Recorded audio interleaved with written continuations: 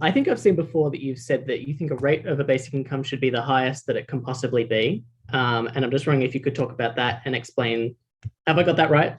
And if so, maybe explain what you mean by that. Yeah, so you sort of got that right. I would say the question of how high the basic income should be or would optimally be can really be divided into two questions. The first question is, if we're keeping all other fiscal policy the same, no other changes to taxing and spending policy, what's the level of basic income that allows us to stabilize the financial sector and allows us not to have to do these things like making credit easy so that businesses can, like, we're not creating jobs anymore for the purpose of pushing people money. So that's what I call the natural rate of basic income for the economy. So that's kind of on its own. We should always have basic income at its natural rate because we want the financial sector to be efficient. We want the labor market to be efficient.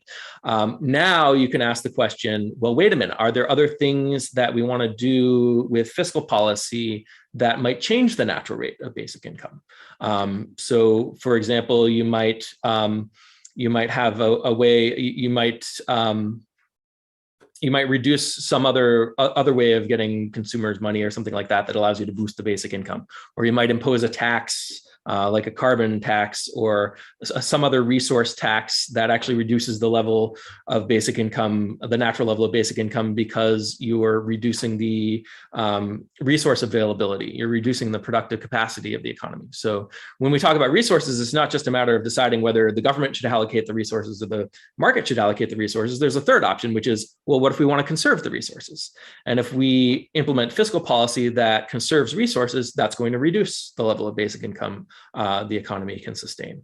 So when I say basic income is should be at the highest level it can be, I'm talking about the first thing where we want to stabilize the financial sector and the labor and help the labor market be more efficient. You don't want unnecessary jobs. You don't want unnecessary credit expansion.